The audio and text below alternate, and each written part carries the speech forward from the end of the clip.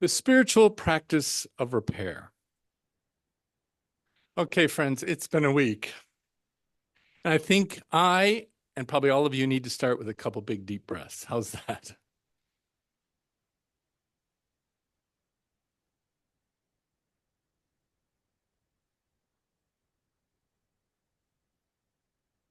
I decided on the title and description of this service back in early October. It said in the newsletter, the spiritual practice of repair. Regardless of the outcome of the election, many people will be very disappointed and likely angry. What does repair look like and feel like under such circumstances? Well, back in early October, I think I was naively optimistic. I had no idea that I was going to be the one who was very disappointed and likely angry. And I think a lot of you share that feeling with me. So, what does repair look and feel like under such circumstances? So, I kind of came up with 4 ways to think about this, and I'll just walk us through very logically. First, I think repair begins by understanding my emotions. Second, then I think it's about taking care of me, finding my spiritual center. And as the song says, till my faith brings me back to solid ground. Third, then it was one circle out from that, sharing with my community here, these fellowships who hold the same shared values and beliefs that I do. And then finally, fourth is coming to the realization, the understanding that repair in this sense doesn't mean going back to what was, but transforming into something better. So let's go. So first, understanding my emotions. It's been a roller coaster of emotions this past week. And I think it's because we all believe so strongly in our Unitarian Universalist shared values.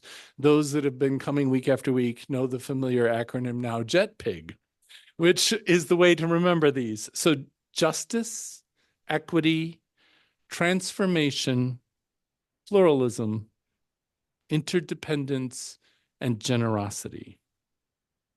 Those are the values that we share deeply. And as I stepped back, I thought, there was Kamala Harris and Donald Trump are the people, the politicians that we heard all about. We were bombarded with their messages because we live in a swing state. But frankly, they're people in the head of cultural movements, in my opinion. They're kind of metaphors for different sets of values that our population was exposed to, is still exposed to. And then we kind of had to decide which set of values are the ones that speak to us, right? So Harris, of course, is aligned tightly with our shared Unitarian Universalist values. Often I'd hear her talking, and it was as if I was in some UU congregation somewhere and she was up at the pulpit. Trump is a sharp contrast. It's sort of this alternate universe of values that don't make any sense to me, but that's okay. They both, if you noticed, had a lot of emotion wrapped up into it. I guess that's what politicians do.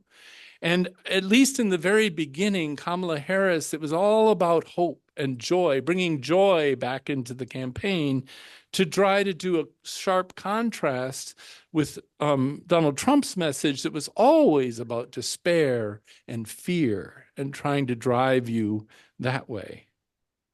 So let's not be confused. Both are very closely tied to patriotism, but they're profoundly alternative beliefs about the nature of the United States of America, its role in the world, and its destiny. But people are equally patriotic on both sides. So here we are, our new reality. 50.6%, so only 0.6% over a majority, of 143 million voters have chosen a set of values, a framework of beliefs about our country, its role and destiny, which don't align with Unitarian Universalist values. But because we do believe that inclusive democracy is inextricably linked to our core values of justice and equity, we agree to abide by the results. Yet, and I can hear your brains going right now, we acknowledge our democratic system is not completely perfect. It's deeply flawed and influenced by the powerful, but it is what we have and what we have had for 245 years. So I think that all of that is the source of why we're here with these suddenly feeling an emotional and spiritual upheaval. So that's sort of understanding my emotions. I hope some of that rings true to you as well. So the second part then, once I get where this is all coming from, it's taking care of me. And so that's one of the reasons, well in advance, I set up the post-election listening sessions. There were 5 of them, 3 of them virtual and 2 of them in person. And all in all, we had about 50 participants. It was a very diverse group, all different ages, genders, backgrounds. I was so happy to see that, and a lot of different points of view coming from different angles. And so I want to provide you a few summary thoughts and some of the resulting questions that came out of those sessions. The first and most obvious, and this was the first thing that popped into my head early, it was 2:30 a.m. Wednesday morning for me. How can I possibly process what I've just witnessed? And then how do I relate to the new reality that's staring me in the face? There were a lot of emotions, wide range of emotions that were exhibited and discussed in those sessions. Despair, anger, fear and isolation, profound sadness, sometimes indifference, withdrawal, like, okay, I'm done with this. Resignation, acceptance, and sort of a caution or insecurity about what's next. And over and over and over again, and I'm part of this, people talked about a physical manifestation inside of them. Their gut hurt, something. People were crying of all of these emotions. So when we talk about the spiritual practice of repairing ourselves right now, it means being gentle with ourselves. Take time for self-reflection and do whatever activity enables that for you. There was a lot of talk of that in the sessions as well. Many people said, I'm just taking a break from the news. I can't take it anymore. I just need to heal myself first before I go back out there and find out what's going on. So temporary news blackout was a big one. I know us all. We're all big into nature, right? Many people, including myself, just had to get out of the house and take a walk, breathe fresh air, do something outdoors. The birds are still singing out there, folks. Meditation. If you have a practice of meditation, or if you've ever thought of it, now would be a good time to try it. But it seems like that's a way for a lot of us to ground ourselves, to come back into finding what our inner core is feeling. And for me, meditation, I'm sorry, those of you that are practicing Buddhists, I never could get that. So it doesn't have to be part of a religion. You know that. You can just sit, and I stare at the tree out my front window, and that's my focal point, and just calm myself. My spruce, thank you, yes. Focus on living in this moment. That was brought up several times, because I think we're, especially if you're listening to the news, we're just sucked into it. Why did this happen? Who voted what way? What went wrong? What went right? Or then you go, what's going to come? What's going to happen on that first day? All that kind of, it's just this noise that's just going to make you worse. So you need to just center on the moment right now, because that's all we can control. Another one, you saw my leaf little story. I went outside and raked leaves. A lot of people went out and did yard work. And somehow that makes me feel better, because it's preparations for the coming winter. It's something I can depend on in Wisconsin. We're going to have all 4 seasons sooner or later. So you better get used to it. Or just slow life down a little bit if you have a life that can possibly do that. Do what enables your heart to heal and stay wide open. Don't let more waves just push you around right now. Our boats have taken on a little bit of water this week. So, but bail it out first. Don't take on more water. Do what you need to do right now to find your center, and your faith will bring you back to solid ground. My third thought was sharing with the community. I was so pleased that 50 people showed up. I didn't know if anybody was going to show up. I was so pleased. And then they participated. I thought I was going to have to pull it out of them, like come up with music and all kinds of things. I just lit that candle and away we went. So we're really, really good at this, I have to say. And I think that's because we have this communal spiritual practice. If you think about it, every week we ritualize sharing and holding joys and concerns with one another. We have lots of covenanted means you make a promise to be with each other. It's kind of a cone of silence, what's shared in there, so you can share more deeply. We have a lot of small groups designed for deep sharing in a trusted environment. There's 8 chalice circles across all 3 congregations. There's affinity groups, men's groups, women's sharing groups, and then, of course, these post-election listening sessions. So I want you to informally reach out to others you know from your fellowship. You don't have to wait for me to organize something. You all have good friends here, and I know many of you already have. And I know you're historically lay-led, but you know what? You can reach out to your minister too. If you just don't want to burden someone else with your thoughts, or want it to be a little more private, that's okay. You know how to get a hold of me. We just need to let go of that Midwestern stoicism of self-reliance and just relax. We need each other now, just as we did right after 9/11, and just as we did right during the pandemic lockdown, and we did it virtually there. Just hold space for each other. Don't let each of us authentically express our feelings. We don't need to fix anything. We don't need to challenge or minimize someone else's perspective. Just listening provides the care and empathy that we all need right now. And then number 4 was this interesting one that I thought about. The idea came from the introductory to the Soul Matters packet for the Chalice Circles this month. That solid ground that faith leads us back to is likely to have changed once we get back on solid ground. I think of it as that Japanese art of kintsugi, in which the broken pottery is repaired with liquid gold. So it takes something that is tragically broken, but turns it into something that's sort of priceless. It's broken to repaired to improved and changed. And I thought about it. Often this analogy applies to many areas of my life, and I think of it as sort of trivial. And then it was more than I thought. And I came up with 4 examples. I'm only going to share probably 1 or 2 with you, but something around the house breaks and it needs to be repaired because it's something I count on.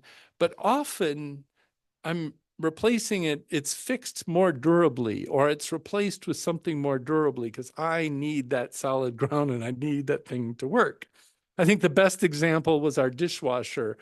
Our house was completely remodeled 5 years ago, and this dishwasher lasted all of 3.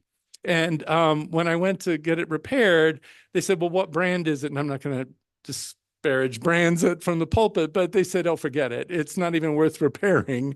You might as well replace it.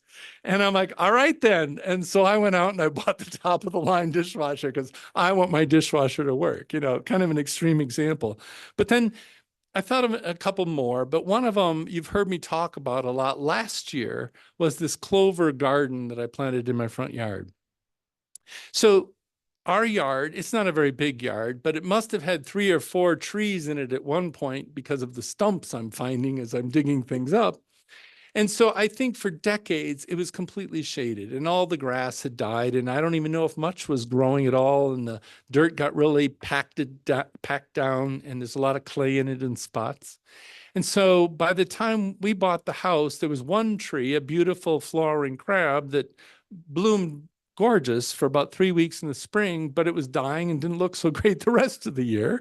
And then everything else would be typically what the neighbors would think of as weeds. And we have a lot of chem lawn neighbors. So grass was the least thing in my front yard. So we decided that it needed to be repaired. And we could have just flipped it over to a sod lawn like everybody else, and thought, no, we want something different, something better for the planet, something better for the insects, something better for us. So you've heard my story. We had the sod removed. We actually took down the tree because it was going to die anyway, and then tilled it all up and planted clover seed. And little by little, it needed to be worked on. So I hand weeded the entire front yard over the summer because I didn't want to use chemicals. And I dig up and the surface looked really horrible, but when you dug underneath, there were all these worms that seemed to be very happy that like somebody was doing something with it. It's, my imagination, right? And I would talk to them sometimes. The neighbors thought I was a little wacky, but the whole point was that after a year, it grew in, and it's clover. And it took a year for the bees to even find it. But by the end of the season, we had bees. And then in the very center, to do something to replace that tree that was there, we put in this little winter garden, we call it. Everything in there stays green all winter. In the center of it is this drooping blue spruce that's dwarf that will never get very big. And it's lined up exactly on my spot on the couch in the living room. So every morning with my coffee, I look out at that tree, and that's my focus for my meditation. So it's a long, drawn out story, but it was very intentional to take something that was very broken and repair it and turn it into something much better than it was.